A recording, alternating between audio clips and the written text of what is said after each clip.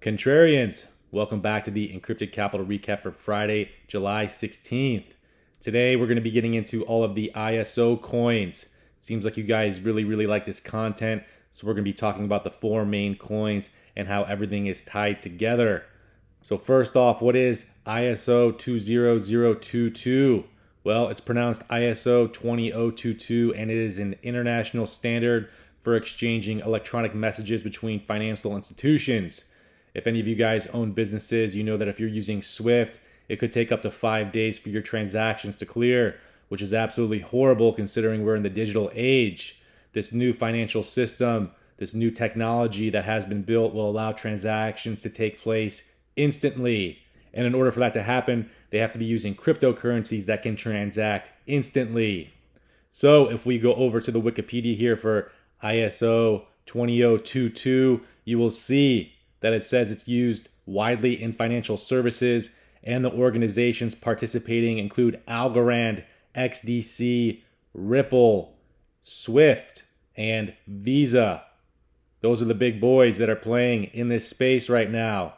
And when we do our deep dive, we notice that basically all of this stuff has been written for a very long time. This has been in play for almost 2 decades now. If you guys look up what Swift exactly is, it is the Society for Worldwide Interbank Financial Telecommunication. They were using some old technology to transfer money, and this has been in development since roughly 2000. You guys also need to know what R3 is, if you didn't see the last videos. R3 is a software company that created the Corda blockchain. The Corda blockchain will allow businesses to facilitate business-to-business transactions, and the shareholders are 9 banks, which include Bank of America, Merrill Lynch, HSBC, Barclays, ING, UBS, Credit Suisse, RBS, Royal Bank of Canada, and Wells Fargo. So basically you have 9 banks that have created the Corda blockchain, which does not have a native token. So they are using XinFin XDC as the contract settlement token. They are using XRP as the liquidity token. They are also using Algo, and it's been rumored that XLM is also involved in this as well. So, as mentioned, the use of ISO 20022 is really catching on. No kidding, it was developed by the 9 banks that we just discussed. It says large financial infrastructures and user groups have committed to using ISO, I'm just going to say ISO from now on, in payments and security settlement domains, and has already established itself as the natural language of real-time payments. If we go over to this article here, we can see that in 2000, Swift drafted the original ISO specs as part of the ISO working group that developed the standard. So Swift did make this new protocol. They developed it. It's been in development for literally 20 years. This is not new. They've been talking about this for a very long time. It's been in development for a very long time, and you guys are just now hearing about it. So, in this article from CoinDesk, we have Swift selects Hyperledger tech for cross-border blockchain test. Okay? And I'm going to break this down for you guys as why this is so important. But it talks about them doing proof of concepts, and part of these proof of concepts is basically freeing up capital that is in nostro vostro accounts. Essentially what that is in order for businesses to make transactions take place in different countries, they have to have a large amount of capital sitting in these bank accounts basically, and this capital basically just lies dormant this whole time while they're looking to do these transactions. So essentially what R3 Corda, this blockchain, is going to do is it's going to free up all of this dormant capital, because now they can just use one bank account, they can have the transaction settle instantly, and they don't need to keep all of this capital in these accounts for these business-to-business transactions that are taking place in different countries. This is essentially how it works. So it says here, while nostro accounts are designed to save time by moving money closer to where it's needed, before it's needed, that money lies dormant when not in use, collecting less interest than if it was applied in a more active way. So now using this blockchain technology, now using XRP and XDC, they can now utilize their capital and essentially not have to have so much money sitting in these accounts. This is why it's very important. So we go into this next article here talking about CBDCs versus crypto. It says it is likely, for example, that ISO migration will be positive for central bank digital currencies, and by extension negative for many established cryptocurrencies like Bitcoin. So they're talking about standardizing the communicating structures for electronic payments, which we know. And so now what's happening is what we're seeing is that countries like Ukraine and Germany are now starting to use stellar lumens to facilitate their central bank digital currencies. Very, very massive. So when you see Jerome Powell, like he was the other day, talking about cryptocurrencies not being used and how they're just going to make their own stable coin, well, guess what? They're going to be using stellar lumens technology in order to issue their stable coins, and they will have settlement tokens used on the Corda blockchain that are standardized across all platforms. So now it doesn't really matter which currency you're using. You're either going to be settling in XRP, you're going to be settling in XDC, or if it's peer-to-peer, stellar lumens. And now going into Ripple. So we have Marcus Treacher here. He was the SVP of customer success for Ripple. He was there from April of 2016 to December of 2020. And guess where he was before all this? He was the member of the board of directors for Swift for 6 years. And his responsibilities included overseeing Swift's propositions to corporate customers as chairman of the corporate advisory group and membership of Swift's banking and payments committee and technology committee. So there was a lot of rumors that XRP Ripple was going to take over Swift. That's not the case at all. Swift was writing the language, this ISO language, and they are utilizing Ripple as a technology. They are utilizing XRP as a settlement token. Everything is intertwined together. It's not like Swift is just going to go away, right? They're all tied together. So if we go into XRP here, XRP is sitting at 60 cents right now. Had an epic run up back in 2018. And then we had this freak out event here where Jay Clayton basically decided to drop the hammer on Ripple, going after them for securities violations, which in our opinion was just a way to scare out the retail traders. We've talked about this time and time again. We really do feel that a lot of this is smoke and mirrors. And now we're starting to see that Ripple is going to be able to question the gentleman who had said that, or the gentleman that actually used to work for the SEC had said that Ethereum and Bitcoin were not securities, and now Ripple is going to be able to go ahead and bring him up to the stand. I forget the gentleman's name, but it's out in the news right now. Huge win for Ripple, and you can kind of see the narrative being painted here. These guys aren't going anywhere. This has already been decided well in advance. Even if Ripple was deemed, or XRP was deemed a security, they're not going anywhere. This has already been set in stone for a long time here.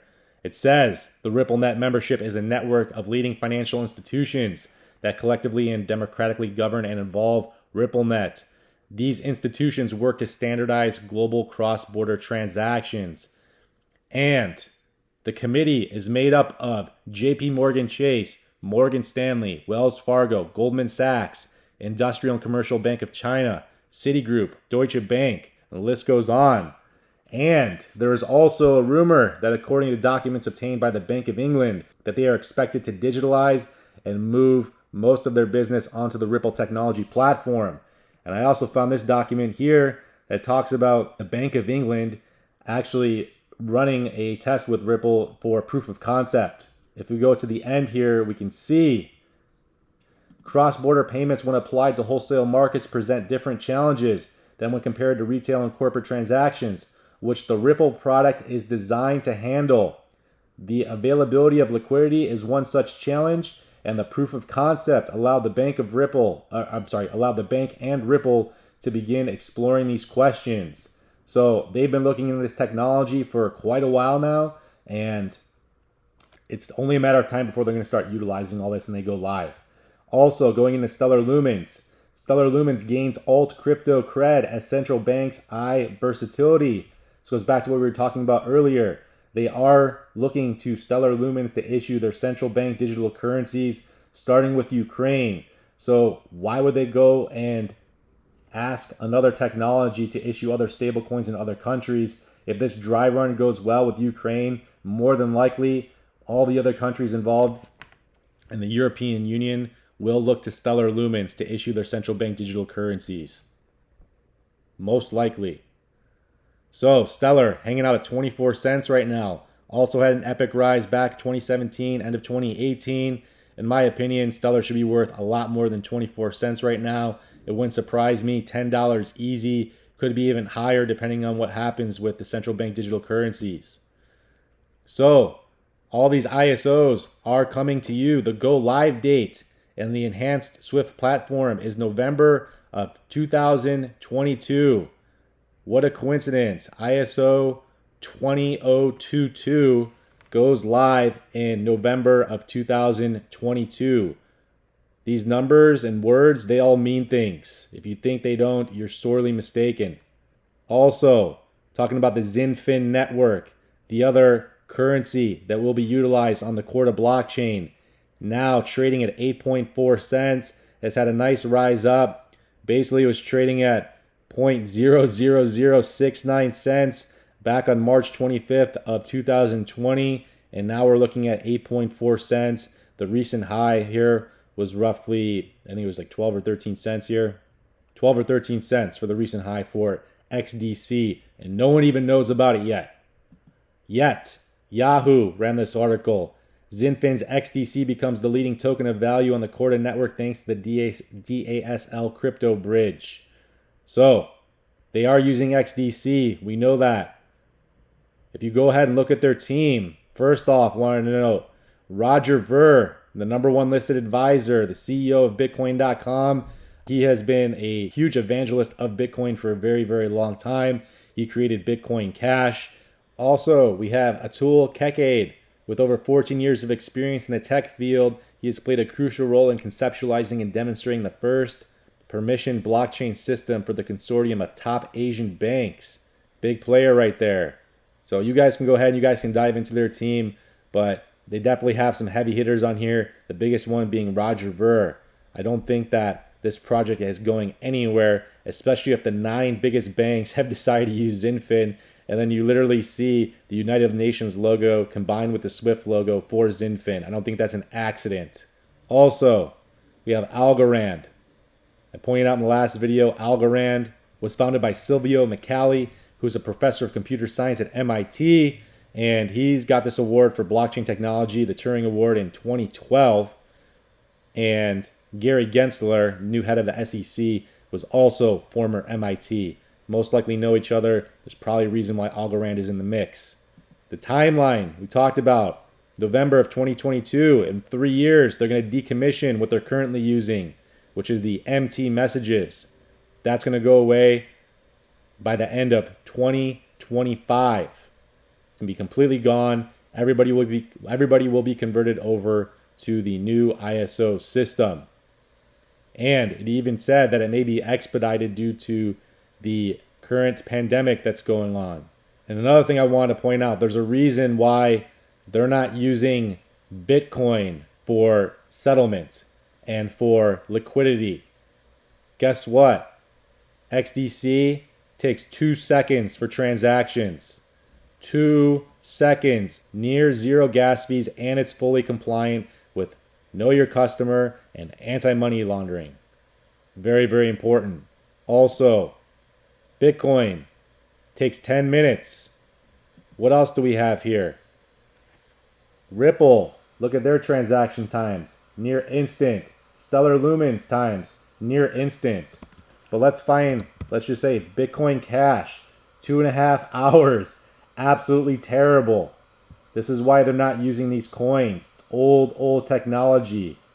XDC, instant. XRP, instant. XLM, instant. Then you have Algorand, which I believe is 45 seconds.